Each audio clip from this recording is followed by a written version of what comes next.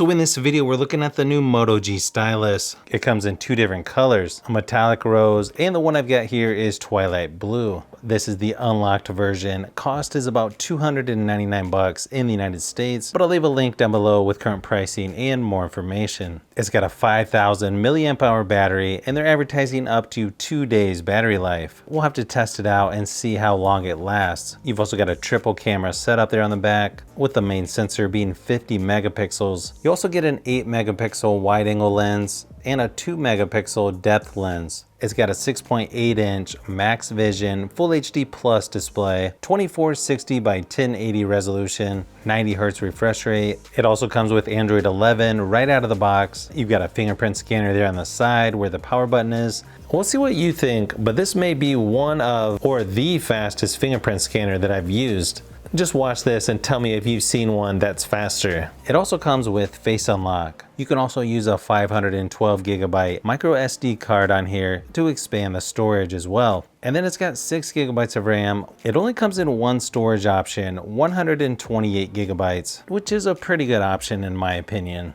Looks like it comes with a 10 watt USB wall adapter, USB-C to USB-A charging cable. You've also got a quick start guide, safety and warranty information. And then of course your SIM card, micro SD card removal tool. Super shiny blue plastic on the back here. Looks really nice in person. Then you've also got a matte aluminum finish here around the edges, sort of that same blue color. I gotta say, I'm really liking the look of this phone. There's your power and volume button there on the right-hand side. There in the bottom is your speaker, USB-C charging port. You also have a headphone jack, and then of course your S Pen, stylus. Okay, that actually has some weight to it. Not really the prettiest looking thing, but hey, as long as it works good. It does feel like it's all aluminum, so that's kind of nice. Just whatever you do, don't put this in the headphone jack like I almost did. It won't fit. Now, if you like tablets, phones, and other tech, consider hitting that subscribe button. I try to cover as much on the channel as possible, and I'll be posting more videos this year than ever before. Downside is about this real glossy back on here. You are gonna get fingerprints on it, but I don't know, I'll probably end up using a case on this anyways, so really not that big a deal. And there on the front is your 16 megapixel front facing camera, hole punch style there in the center. Unfortunately, you don't get NFC on this one, which I'm kind of surprised at this price point. You've got a little bit larger chin there at the bottom, but it actually looks pretty good in person as far as bezels go. Pretty nice wallpaper here, definitely reminds me of some of the Lenovo tablets. So it gives you a little quick start guide here for the stylus, just to let you know you can take notes. And then you can also do screenshots by just drawing over the area that you want. Now it does come with gesture navigation, but you can also switch that to the 3-button navigation.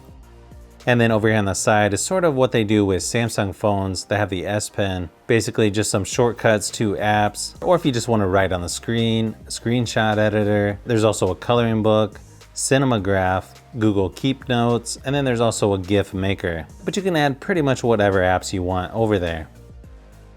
So if you're not familiar with Motorola phones, as far as the software goes, they're actually pretty nice. Somewhat similar to stock Android, but there's a lot of stuff that you can customize. That definitely makes it a little bit better in my opinion. Swipe up to access all of your apps. Nice thing is it looks like it lets you uninstall some of those apps that you don't want.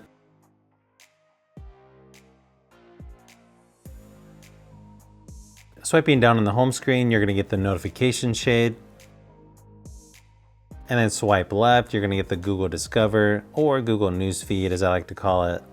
Now just from using this stylus so far, yeah, I kind of like it. I wasn't sure if I would like this round shape, but no, it's actually pretty comfortable. And then if you tap on this little Motorola icon, it'll give you a lot of pointers, tips and tricks kind of stuff if you're not familiar with Motorola phones. And I gotta say, they always pack in a lot of features on these. That's one thing I really like about Motorola phones. Inside here, you've got everything from personalized styles, wallpapers, gestures, take a tour, camera. There's just so much stuff in here. Another nice thing about this stylus, it's not gonna be soft like an S Pen, but the material they're using is just really nice. You don't even really hear it tapping the screen.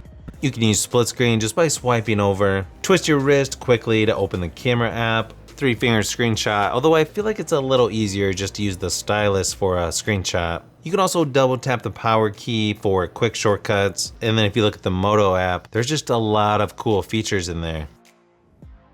Like I said earlier, this comes with Android 11. Looks like it's using about 17% of the 128 gigabyte storage right out of the box, so that's not too bad. And you're gonna get most of the typical stuff like Wi-Fi, mobile data, Bluetooth, hotspot. Looks like you get Dolby Atmos on here, airplane mode, do not disturb, flashlight, auto rotate, then you've got system update, battery saver. You also get nearby share, night mode, night light, you've got screencast, screen record, then you can also share feedback, and you've also got GIF maker.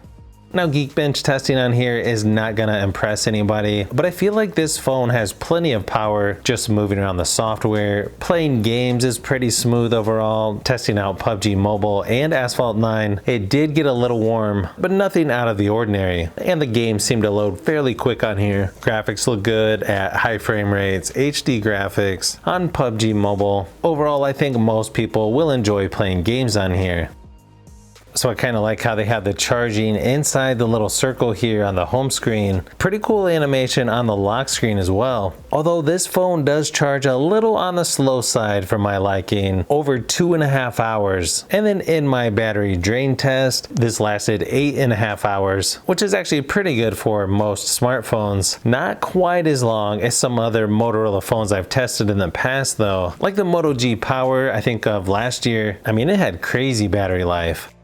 It's not going to be the loudest speaker out there, but overall it's not too bad really.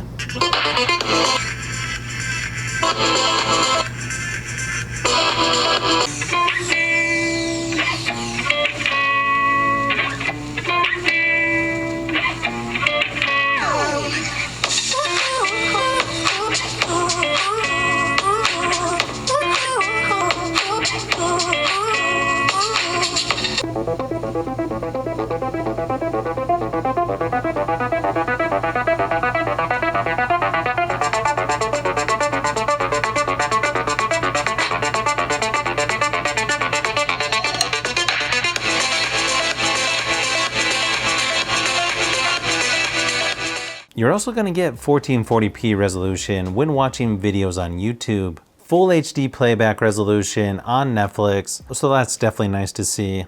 So the camera app is pretty simple here. You just got video and then photo. You've also got macro mode that you can switch to, and that's in photo and video.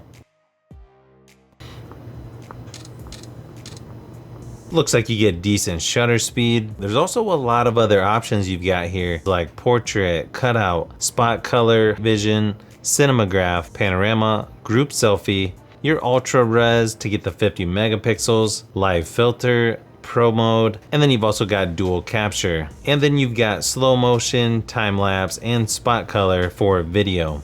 And yeah, I would say 50 megapixels is plenty. Here's a few samples of photos and video just to give you an idea of what to expect from the new Moto G Stylus.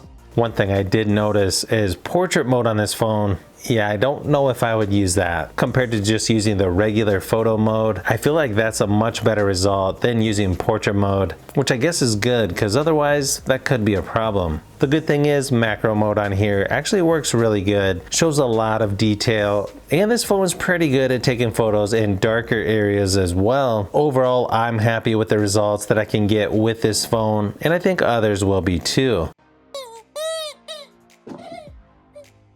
Video quality on here is decent as well. The rear camera does look better than the front facing camera, but I feel like that's pretty common. But this phone should be fine if you're going to be using it for a Zoom meeting or other video conference call. Just make sure you have nice and bright lighting. Now, is this the best phone out there for photos and video? No, but I feel like I'm pretty happy with the results you can get at the price you're paying.